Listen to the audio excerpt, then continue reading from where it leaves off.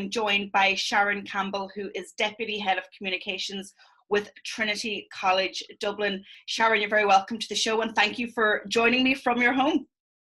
Thank you very much, Joanne. Good to be here. So it's been a quite tumultuous number of weeks, obviously. Now, my impression from watching from the outside is that, Trinity College Dublin were very quick to move and adapt to COVID-19. How has it been for you?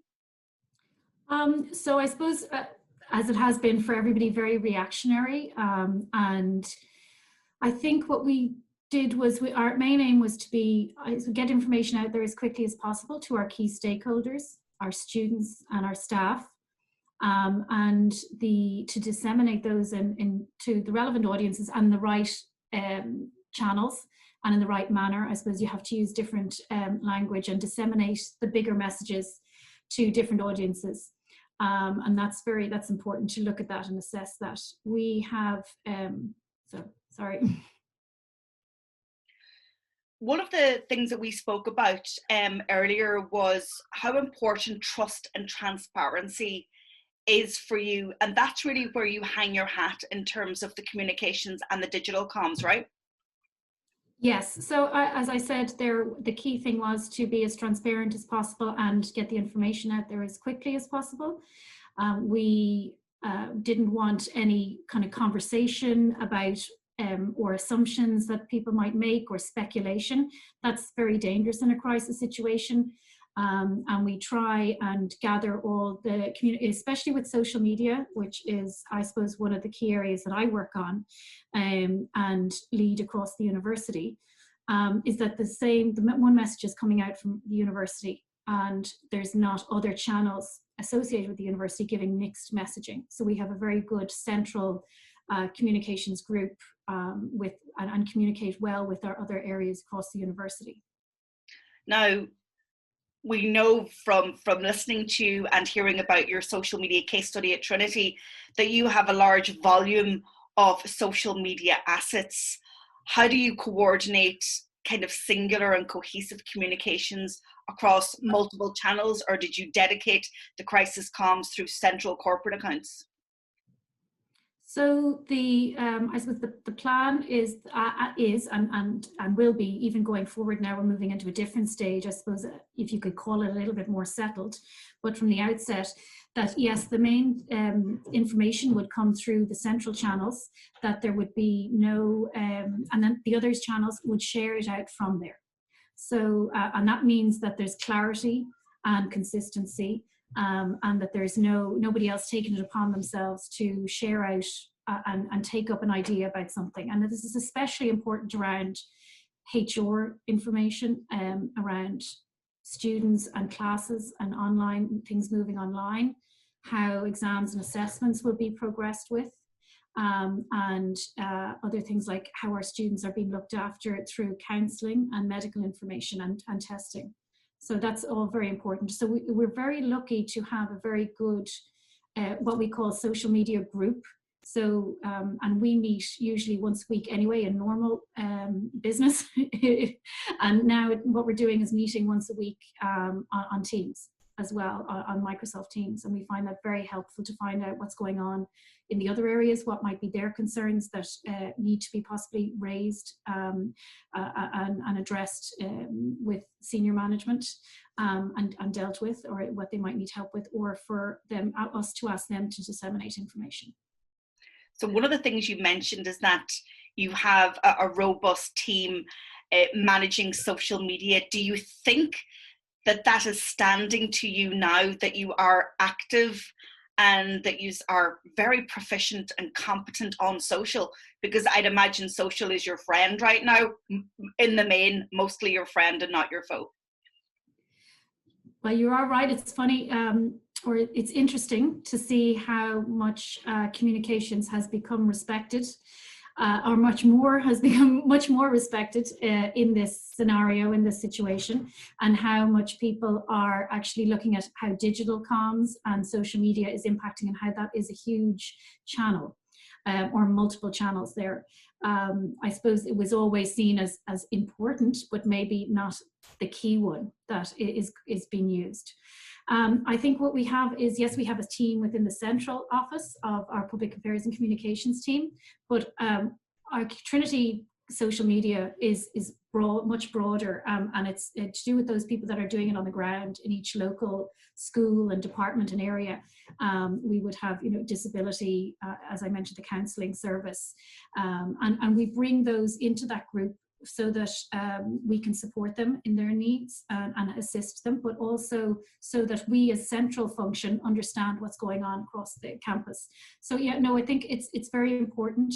That has really stood to us, that we've had that running for a number of years. And it's one of the things when I talk about how we run comms and social in Trinity, is that we have that central hub, but that we feed out to and they feed into. It's definitely a two-way communication system for social media in particular. And how does social and digital then complement the traditional PR activities that obviously are continuing as well? So I suppose it enhances it. We're reaching the same amount of people as we would have before, with regard to we aren't using any more channels as such on social, and I think it's being more, actually it's starting out that it's slightly reversed. We're now going out on social almost first, and then later or maybe at the same time, media, and then I suppose trickles down from there. I think the social is important. People are concerned about emails not being read because and I think that's not just in this time, in this situation, but that we share out information across all our channels, and that we hope then it will trickle down. And how have students and other stakeholders responded to you on social media? Are they thankful for the live and the real-time updates? I think it's a very stressful time for everybody. I think in particular it's a very stressful time for students who are coming up to possibly final exams and things like that, and also around the situation about how are they going to follow on into university next year, and I think that puts stresses on everybody. That was the aim, was to get the information out there as soon as possible. I think there's mixed reactions across everything. More and more, the supports and the information now is about what the supports are there for students psychologically, for studying at home, working from home, and they are definitely really engaged with that kind of content. Yes, and also we treat social media as a two-way channel, very much so. It's not that we just post stuff and broadcast. We're very the way we work is that we look at what's the discussion is out there, and we take that in and feed it up the line. So it's a really good way of listening to what the concerns are and what the issues are. We bring that in and we push that up the line, as I said, to say the accommodation people, our research people, to say, well, this is something that maybe you need to deal with, or that we need to get answers for, or around what the exams are, what's coming up. And I think that's really important to understand. And if you're not using social media like that and reacting to, I suppose, people's concerns, you're not really using it properly. It's not just a broadcast channel. What has worked so far well? Have you noticed any trends or any particular peaks in engagement or interaction based on something that you've done? I suppose that's been different actually on a week-to-week basis. Initially, the engagement, and of course it would be because the main content would be around the, I suppose, the updates around the closures, around access to the campus, around who was required in work and who was able to work at home, students' access to libraries, and that was and questions and queries, and getting the information out there to as many people as possible. We were very careful about not putting out too much light content, or light content at all, because we felt it might be a bit trite in the situation. And we're looking at that now, that people are interested in the weeks that have come on, a bit more positive content, a bit more looking towards the future, and nice, good stories about the research that is developing. We have a lot of content on that, but we're trying to now find a balance between updates and information and key information for different audiences, but also then bringing a bit of light into people's lives, positivity and happy stuff, I suppose, with nice imagery.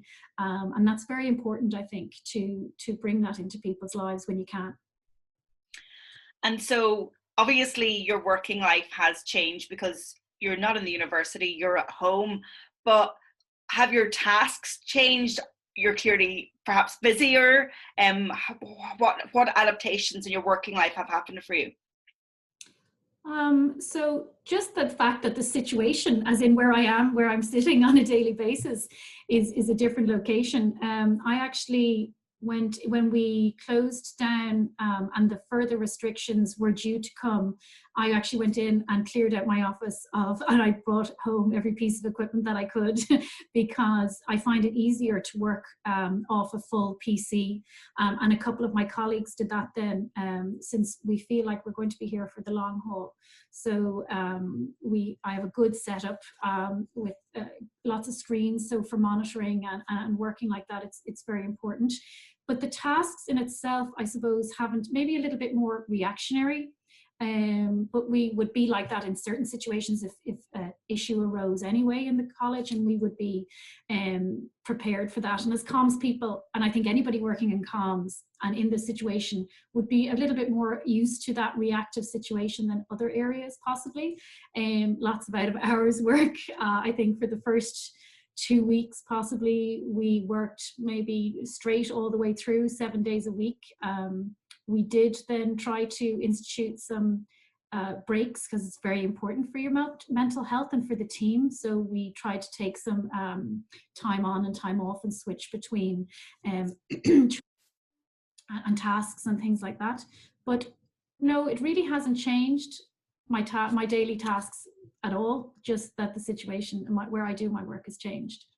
So how are you coping then personally working from home? I know you've got children and a husband there, and you know, how are you managing that? The whole household has to adapt, right? Yeah, I think you have to learn to work around each other. We've been lucky because my daughter's had school every day, and name dropping Zoom again, which we're working on right now, and so she has been occupied. I think now with the school holidays it'll be more interesting, and I think it's hard. I'm busy. So in one sense I'm lucky, but there are a lot of people out there who are I suppose maybe not, the worry might be on them a bit more because they're not as occupied with things to do. I think people might think that we don't have a lot going on, but I actually think there's more going on now. I feel sometimes busier now than I ever was before. And also that you feel that you have to be accessible all the time. And I think that's an issue that possibly will come out of all of this being addressed, that if you are working from home and you're on the phone, I would generally tend to feel like I have to be accessible all the time anyway. But I think that's something that might be looked at going forward, that people, if you're going to be working from home more often, how to structure that and balance the family side and how to have that break from home to work and maybe where you sit or that. And I know we have lots of information from our academics and our researchers going out to students and staff about how to structure that and help put your structure on your day, but also your work environment and how to get away from that. And it's all really well and good to talk about it, but sometimes it's quite hard to implement in reality. And finally, I know that you speak on stages at events and you're always looking at the higher ed sector when it comes to digital comms. Have you any messages for your colleagues right across the world? Because the pandemic is something that has united us across the world. So what would you say to your counterparts who are working in universities and institutes right across the world in terms of crisis comms?